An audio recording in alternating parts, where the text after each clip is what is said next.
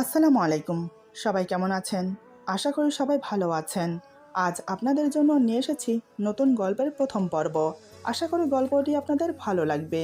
তাহলে চলুন শুরু করা যাক। গভীর রাত। রাত আনুমানিক 2টো হবে।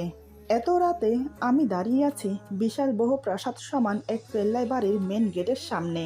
আমি কোনো কিছুর অপেক্ষা না করে গেটের ছোট দরজায় বার কয়েক টোকা মারলাম। দরজায় টকটক শব্দ শুনে দারোয়ান বেরিয়ে এলো। তবে সে চোখ বড় বড় করে অবাক হয়ে আমার দিকে তাকিয়ে আছে। তাকিয়ে থাকারই কথা। এই গভীর রাতে অল্প বয়সী একটা যুবতী মেয়ে এখানে থাকাটা অস্বাভাবিক নয় কি? এদিকে আমি ভয়ে সিটিয়ে আছি। কোনো দিন কখনো এত রাতে রাস্তাঘাটে চলা তো দূর, কোনো দিন বেরোয়নি পর্যন্ত। কিন্তু আজ আমার নিয়তি আমাকে বাধ্য করেছে এই হাড় কাঁপানো শীতের রাতে পাতলা ফিনফিনে ওড়না গায়ে জড়িয়ে এই নির্জন নিশীথী রাতে রাস্তা দিয়ে একা আসতে। আমি কাঁপা কাঁপা গলায় বললাম, স্যার আছেন? দারোয়ান অবাক হয়েই বলে, জি আছেন, কিন্তু আপনি কে? আমি বললাম, উনি আমাকে আসতে বলেছেন। আমার কথা শুনে দারোয়ান রাজ স্যারকে ফোন করে। স্যারের অনুমতি নিয়ে আমাকে ভেতরে প্রবেশ করতে দেয়। আমি বাড়ির ভেতরে মেন দরজার কাছে যেতেই রাজ স্যার দরজা খুলে আমাকে ভেতরে নিয়ে গেল। রাজ স্যার আমার মুখের দিকে তাকিয়ে বলে, তুমি ঠিক আছো তো? আমি ওনার চোখে চোখ রেখে তাকিয়ে মনে মনে বলি, না আমি একদম ঠিক নেই। রাজ স্যার আমার কাঁধে হাতে রেখে আমাকে ওনার বুকের সাথে মিশিয়ে নিয়ে ওনার বেডরুমে নিয়ে গেল। বুকের ভেতরটা ভয়ে আতঙ্কে ধুকধুক করছে। আমি যা করছি সেটা কি ঠিক হচ্ছে? কিন্তু এছাড়া যে আর কোনো উপায় নেই। রাজ স্যার আমার গলায় পেঁচিয়ে রাখা ওড়নাটা খুলে ফেলে। এমন শীতেও আমি ঘামছি, হাত পা থরথর করে কাঁপছে। ভয় নাকি শীতের কারণে, কোনটা বুঝতে পারছি না। রাজ স্যার আমাকে এবার ভালো করে জরিপ করলো। পা থেকে মাথা পর্যন্ত খুঁটিয়ে খুঁটিয়ে দেখলো। আমার অস্বস্তি হতে লাগলো। এরপর আমার দুই বাহু ধরে ধীরে ধীরে খাটের একদম কাছে নিয়ে এসে বলে, কাপড় খুলে ফেলো। আমি এবার করুণ মুখ নিয়ে ওনার দিকে তাকালাম। ওনার লোভাতো চোখ দুটো আমার দিকে তাকিয়ে আছে। স্যার বলে, কি হলো, কাপড় খোলো। আমার চোখ দিয়ে টপ টপ করে জল পড়ছে। এবার আমি না চাইতেও বাধ্য হলাম কাপড় খুলতে। উপরের কামিজটা খুলে ফেললাম। স্যার বলে, বুকে আটকিয়ে রাখা ছোট কাপড়টাও খুলে ফেলো। আমি আবার চোখ বন্ধ করে সেটাও খুলে দিলাম। তারপর দুই হাতে নিজের উন্মুক্ত বুক ঢাকার চেষ্টা করলাম। কিন্তু স্যার আমার দুই হাত ধরে ফেলে আমার উন্মুক্ত বুকের দিকে চোখ বড় বড় করে তাকিয়ে থাকে। হঠাৎ আমাকে ধাক্কা দিয়ে বিছানায় ফেলে আমার উন্মুক্ত বুকে ঝাঁপিয়ে পড়ে। দুই হাতে আমার বুক চেপে ধরে ঠোঁট ডুবিয়ে দেয় আমার ঠোঁটে। পাগলের মতো ঠোঁট জোড়া আঁকড়ে ধরে চুষে কামড়ে একাকার করে দিচ্ছে। অন্যদিকে বুকে জোরে চাপ পড়াতে আমি ব্যথায় ছটফট করছি। হঠাৎ উনি যা করলো তাতেই আমি মিহমান হয়ে পড়ি। বন্ধ অবস্থাতেও চোখ দিয়ে জল গড়িয়ে পড়ছে। এরপর যা হলো। আমার নাম রোজা আক্তার রোদেলা। ফ্যামিলিতে মা বাবা আমি আর আমার দুটো ছোট ভাই বোন আছে। ছোট ভাই রায়হান সবে ক্লাস 7-এ পড়ছে। ছোট বোন রূপা এই তো এবার এসএসসি দেবে। বাবা একটা ছোটখাটো অফিসে ম্যানেজার পোস্টে আছেন। আমি পড়াশোনা শেষ করে এই তো বছরখানেক হলো একটা ভালো কোম্পানিতে চাকরি করছি। বাবার অল্প বেতনে সংসার ঠিক চলে না। তার উপর দুই ভাই বোনের পড়াশোনার খরচ, সংসারের খরচ, মা বাবা দুজন ডায়াবেটিসের রোগী, তাদের ওষুধের খরচ, সব মিলিয়ে অনেক টাকার ব্যাপার। তাই আমিও পড়াশোনা শেষ করে সংসারের হাল ধরলাম। বাবা মা অনেক আপত্তি করেছিল, কিন্তু আমি শুনিনি। পরিবারের বড় সন্তান হয়ে আমারও তো একটা দায়িত্ব আছে, মা বাবার প্রতি, ছোট ভাই বোনদের প্রতি। এখন আপাতত খুব ভালোই দিন যাচ্ছে আমাদের। আমি দেখতে অতটা সুন্দরী না হলেও তবে সুন্দরী, মানে চোখ ধাঁধানো সুন্দরী না, কিন্তু একবার দেখলে আরেকবার দেখতে ইচ্ছে করবে এমন সুন্দরী। গায়ের রং উজ্জ্বল ফর্সা না হলেও ফর্সা। চোখ দুটো খানিক বড় বড় টানা টানা। ঠোঁট জোড়া হালকা গোলাপি, কিন্তু ঠোঁটের উপরে থাকা তিলের জন্য খুবই আকর্ষণীয় লাগে আমাকে। চেহারার আদল গোলগাল টিপটাপ, যেন নিখুঁত কোনো শিল্পীর হাতের তৈরি মুখশ্রী। আমার বাবা তো আমাকে রাজকন্যা বলেই ডাকে। বাবা বলে আমার মেয়েটা কোনো রাজকন্যা থেকে কম না। যাই হোক, দিনগুলো খুব ভালোই যাচ্ছে আমাদের। অফিসের কাজকর্ম ভালো যাচ্ছে, সবসময় বেশ ফুরফুরে মেজাজে থাকি। এই অফিসের যে মালিক, মানে আমাদের রাজ স্যার, তিনি আবার নিয়মিত অফিসে আসেন। এরকম কোম্পানি তার আরও 3টে আছে, তবে সেগুলোতে সপ্তাহে একবার যায়। কিন্তু এই অফিসে তিনি নিয়মিত আসেন। দেখতে শুনতে বেশ ভালো, ব্যবহারও খুব অমায়িক। এখনও বিয়ে করেননি, বয়স আনুমানিক 30 কি 31-এর কাছাকাছি। গায়ের রং শ্যামলা, কিন্তু দেখতে বেশ খুবই হ্যান্ডসাম। দুঃখের বিষয় হলো ওনার মা বাবা নেই, ভাই বোনও নেই। কখনো এই বিষয়ে কেউ জিজ্ঞেস করলে ওনার মুখ গম্ভীর হয়ে যায়, কিছুই বলে না, বরং কথা এড়িয়ে যায়। জানি না ওনার মা বাবা আছে কি নেই। যাই হোক, এভাবেই সময় পার হতে লাগলো। কিন্তু কথায় আছে না, কপালে যদি দুঃখ লেখা থাকে তাহলে সুখ জানালা দিয়ে পালায়। ঠিক তাই হলো আমার জীবনে। আজ রবিবার সকালে বাবা আমি একসাথে বেরিয়েছি বাসা থেকে। বাবা নিজের অফিসের দিকে গেল, আমি আমার অফিসের দিকে। কিন্তু বাবার আর অফিসে যাওয়া হলো না। মাঝ রাস্তায় গাড়ি দুর্ঘটনায় বাবা এখন হসপিটালে ভর্তি। আমার কাছে যখন ফোন আসে তখন আমি একটু বিজি ছিলাম, কয়েকবার ফোন কেটে দিলাম। কিন্তু বারবার ফোন করাতে আমি দুশ্চিন্তায় পড়ে গেলাম। ফোন রিসিভ করতেই মা হাউমাউ করে কান্না করছে। মা কান্নার জন্য কথাই বলতে পারছে না। পাশে আমার ছোট বোন ছিল, সে ফোন নিয়ে আমাকে বলে, বাবা অ্যাক্সিডেন্ট করেছে, তাড়াতাড়ি হসপিটালে আয়। কথাটা শোনার সাথে সাথে আমার মাথায় যেন বাজ পড়ল। হাত থেকে ফোন পড়ে গেল মেঝেতে। আমার শরীরের শক্তি যেন নিমেষেই শীতল হয়ে গেল। কোনো রকম নিজেকে সামলে কান্না করতে করতে হসপিটালে ছুটে গেলাম। দেখি আইসিইউর বাহিরে মা আর ভাই বোন বসে কান্না করছে। আমি যেতেই মা আমাকে জড়িয়ে ধরে কান্নায় ভেঙে পড়ল। নিজের পরিবারের অবস্থা দেখে আমাকে খোলস পরিবর্তন করতে হলো। মানে নিজের দুর্বলতা গোপন করে শক্ত হাতে হাল ধরতে হবে আমাকে। এখন আমিও যদি এদের মতো ভেঙে পড়ি তাহলে এদেরকে সামলাবে কে? কিন্তু আমার মনের ভেতরটা দুমড়ে মুচড়ে যাচ্ছে। আমার বাবা মৃত্যুর সাথে যুদ্ধ করছে, আমি তার কলিজার টুকরো মেয়ে হয়ে কিভাবে সহ করব? আমি যে আমার বাবাকে অনেক ভালোবাসি। তাই আমি মাকে সান্ত্বনা দিয়ে বললাম, কিচ্ছু হবে না, বাবা সুস্থ হয়ে যাবে, আমি আছি তো, বাবার কিচ্ছু হতে দেব না। এই বলে ওদেরকে সান্ত্বনা দিলাম। বাবার কথা জিজ্ঞেস করতেই বলে, বাবাকে আইসিইউতে রাখা হয়েছে, খুবই গুরুতর অবস্থা। এমন সময় ডাক্তার এসে বলেন, আইসিইউতে রাখা রোগীর সাথে কে এসেছে? আমি এগিয়ে গিয়ে বললাম, জি আমি ওনার বড় মেয়ে, বলুন। ডাক্তার বলে, দেখুন, রোগীর অবস্থা খুবই ক্রিটিক্যাল, ইমিডিয়েটলি অপারেশন করাতে হবে, তা না হলে রোগীকে বাঁচানো যাবে না। আমি বললাম, ডাক্তার, যা করার প্রয়োজন হয় করুন, তবে আমার বাবাকে বাঁচিয়ে দিন। ডাক্তার বলে, নিশ্চয়ই, তবে তার জন্য আপনাকে এখন 10 লক্ষ টাকা জমা দিতে হবে, তবেই আপনার বাবার অপারেশন শুরু হবে। 10 লক্ষ টাকার কথা শুনে আমার পা খানিকটা টলে গেল। 10 লক্ষ টাকা, এত টাকা আমি কোথায় পাবো এখন? ডাক্তার বলে, দেখুন, অনেক বড় অপারেশন করাতে হবে। এক জায়গায় অপারেশন নয়, ওনার পেটে, বুকে, এমনকি পেটের সাইডে অনেক বড় ইনজুরি হয়েছে। যত সম্ভব ভেতরে রড ভেঙে রয়ে গেছে, এমনকি ওনার মাথাতেও আঘাত পেয়েছে, ডান পা ভেঙে গেছে, আরও ছোটোখাটো অনেক ইনজুরি হয়েছে শরীরে। বুঝতেই পারছেন কতটা ভয়াবহ অবস্থা। দেখুন, আপনার হাতে শুধু 2 দিন সময় আছে।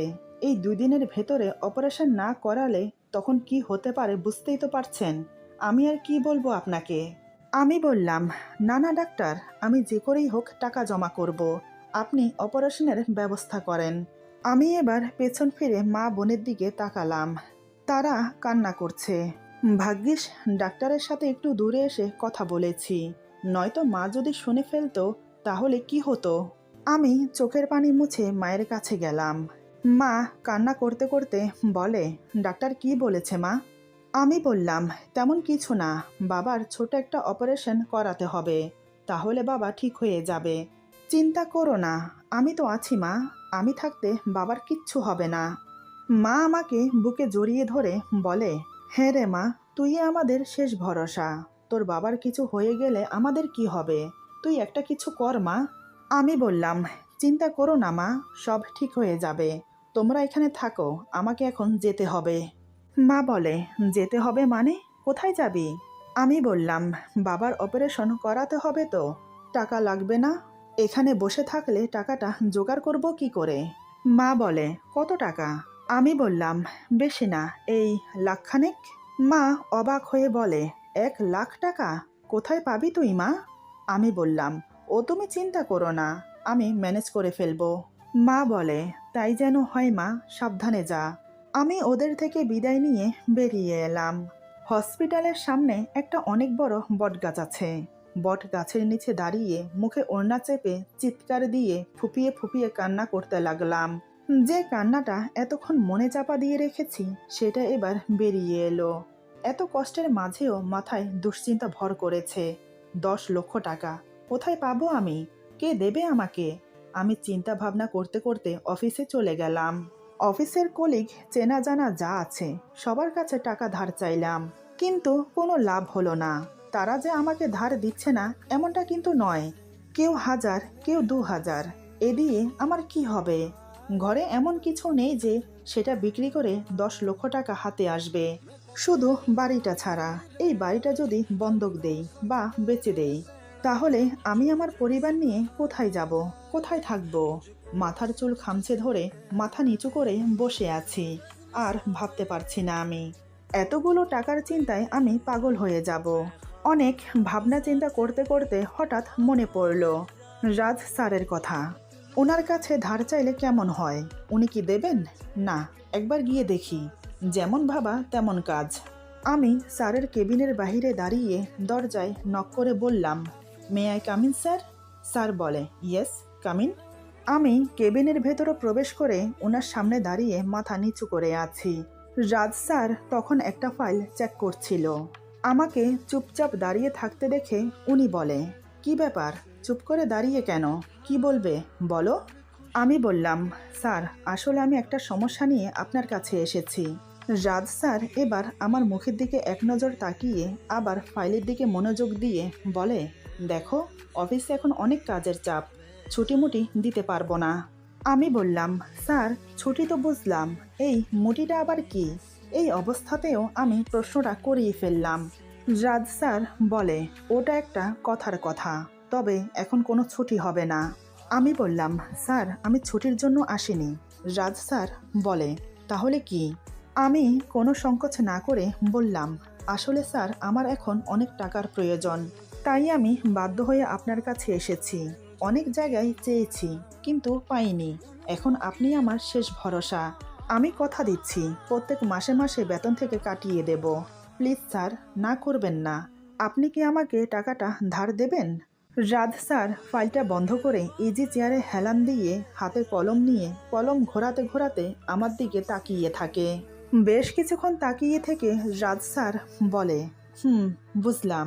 তা কত টাকার প্রয়োজন? আমি মাথা নিচু করে বললাম, স্যার 10 লাখ টাকা। এতগুলো টাকা কোথাও ম্যানেজ করতে পারছি না বিধায় আপনার কাছে এসেছি। প্লিজ স্যার, না করবেন না। এই বলে আমি হাত জোর করে স্যারের সামনে দাঁড়িয়ে থাকি। রাজ স্যার বলে, এ তো অনেক টাকা, এত টাকা দিয়ে তুমি কি করবে? আমি বললাম, স্যার আমরা মধ্যবিত্ত ফ্যামিলির মানুষ, 10 লক্ষ টাকা আমাদের কাছে অনেক টাকা, কিন্তু আপনার কাছে তো 10 লক্ষ টাকা কোনো ব্যাপারই না। আসলে স্যার আমি খুব বিপদে পড়েই আপনার কাছে এসেছি, টাকাটা আমার খুব প্রয়োজন। রাজ স্যার বলে, দেখো আমি বুঝতে পারছি টাকাটা তোমার খুব প্রয়োজন, কিন্তু তুমি আমাকে এত লেকচার না দিয়ে এটা বলো টাকাটা দিয়ে তুমি কি করবে? আমি এবার স্যারের চোখের দিকে তাকিয়ে বললাম, সেটা জানা কি খুবই প্রয়োজন? রাজ স্যার আমার চোখে চোখ রেখে বলে, বলতে না চাইলে বলার প্রয়োজন নেই, কিন্তু আমি তোমাকে এতগুলো টাকা কেন দেব? আমাকে কোনো রিজন দেখাও। আমি বললাম, আমি আপনার কাছে টাকাটা এমনি চাইছি না, টাকাটা আমি ধারে চাইছি। যদি ধারে দিতে না চান তাহলে লোনের উপর দিন, প্রত্যেক মাসে মাসে দিয়ে দেব। রাজ স্যার বলে, দেখো 50,000 বা 1 লাখ টাকা হলে কোনো কথা ছিল না, আমি তোমাকে এমনি দিয়ে দিতাম, কিন্তু 10 লক্ষ টাকা এটা অনেক বড় অ্যামাউন্ট। এতগুলো টাকা আমি তোমাকে কিভাবে দেব? দেখো, ব্যাংক থেকে তুমি যদি লোন নাও তাহলে সেখানে বাড়ির দলিল, নয়তোবা সেই টাকার পরিমাপে অর্ধেক টাকা ব্যাংকে জমা রাখতে হয়, তবেই সে তোমাকে মোটা অঙ্কের টাকা লোন দেবে। তাই আমি বলতে চাইছি, আমি তোমাকে 10 লক্ষ টাকা দিলে তুমি আমাকে কি দেবে? আমি স্যারের কথা শুনে মনে মনে যেমন খুশি হলাম, আবার দুশ্চিন্তায় পড়ে গেলাম। খুশি হলাম এজন্য যে উনি টাকা দিতে রাজি আছেন, আর চিন্তা করছি এজন্য টাকার বিনিময়ে ওনার কাছে কি রাখা যায়। রাখার মতো তো কিছুই নেই আমার কাছে। আমি বললাম, স্যার আমি আপনার কথা বুঝতে পারছি, কিন্তু স্যার আপনাকে দেওয়ার মতো কিছুই নেই আমার কাছে। তবে বিশ্বাস রাখুন, আমি আপনার টাকা পাই পাই করে শোধ করে দেব। আর আমি তো আপনার অফিসেই কাজ করি। রাজ স্যার বলে, তুমি আমার অফিসে কাজ করো সেটা বড় কথা না, কথা হলো যে কিছু পেতে হলে কিছু দিতে হয়, আর বিশ্বাস দিয়ে কিন্তু দুনিয়া চলে না। আমি বললাম তো স্যার, আপনাকে দেওয়ার মতো আমার কাছে কিছুই নেই। আমার কথা শুনে রাজ স্যার উঠে দাঁড়ালো। 1 পা 2 পা করে ধীরে ধীরে আমার সামনে এসে দাঁড়ায়।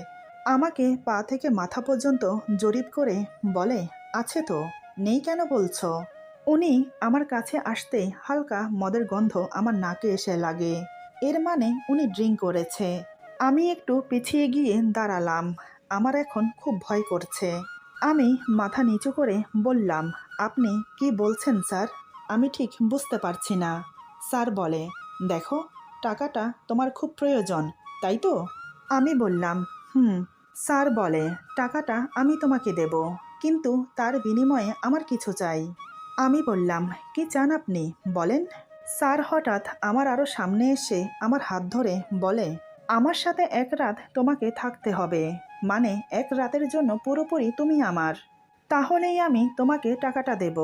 স্যারের কথা শুনে আমার পায়ের নিচের মাটি যেন সরে গেল। এটা কি বলছেন স্যার? আমি যেন নিজের কানকে বিশ্বাস করাতে পারছি না। এমন একটা কুপ্রস্তাব উনি আমাকে দিতে পারলো? মানছি আমরা গরিব মধ্যবিত্ত ফ্যামিলিতে বিলং করি, তাই বলে কি আমাদের মান সম্মান নেই? আমি তৎক্ষণাৎ স্যারের হাত থেকে আমার হাত ছাড়িয়ে নিয়ে বললাম, এটা কি বলছেন স্যার? এটা আমি কখনোই করতে পারবো না। আমি মানছি আমি বিপদে পড়ে আপনার কাছে সাহায্য চাইতে এসেছি, তাই বলে আপনি আমাকে এমন একটা প্রস্তাব দেবেন? আমি এটা আপনার থেকে একদম আশা করিনি। স্যার বলে, দেখো, তোমার লেকচার শোনার জন্য আমি এখানে বসে থাকিনি। আমি তোমাকে যেটা বললাম সেটা যদি তুমি করতে পারো, তাহলে আমি তোমাকে টাকাটা দিচ্ছি। তা না হলে তুমি এখন আসতে পারো। আর হ্যাঁ, এই নাও, এটা আমার কার্ড। যদি তোমার সম্মতি ফিরে এই নাম্বারে ফোন করো আমাকে। ওকে, এবার যাও। আমি আর কোনো কথা বলতে পারলাম না। কার্ড নিয়ে বেরিয়ে এলাম। নিজের কেবিনে এসে চেয়ারে হেলান দিয়ে বসে চোখ বন্ধ করে ভাবতে লাগলাম, এখন কি হবে? শেষ আসার দরজাটাও তো বন্ধ হয়ে গেল। এখন আমি এতগুলো টাকা কোথায় পাবো? আজকের দিন পেরিয়ে যাচ্ছে, মাঝখানের রাত পেরোলেই কালকের দিনের অংশে অপারেশন করাতে হবে। তা না হলে 2 চোখ জলে ভিজে এলো আমার কথাগুলো ভাবতে ভাবতে। কিন্তু রাজ স্যার এমন কথা কিভাবে বলতে পারলো? আমি ওনাকে কত ভালো মানুষ বলে জানতাম। সত্যি বিপদে পড়লে বোঝা যায় মানুষের আসল রূপ। সারাদিন অফিসে কাজ করে সন্ধ্যার দিকে বেরিয়ে পড়লাম। কয়েকজন আত্মীয় স্বজনের কাছে ফোন করলাম টাকার জন্য, কিন্তু এই অসময়ে কেউ একটা টাকা দিয়েও সাহায্য করতে রাজি না। খোলা আকাশের নিচে রাস্তার পাশে বেঞ্চে বসে আছি। চিন্তা করতে করতে মাথার রগগুলো যেন এখন ছিঁড়ে যাবে এমন অবস্থা হয়েছে আমার। মা বোন ভাইকে তো বড় মুখ করে বলে এলাম, আমি সব ম্যানেজ করে নেব, বাবার কিচ্ছু হতে দেব না। কিন্তু আমি যে ব্যর্থ হলাম। এই নিঃস্বার্থ দুনিয়াতে কেউ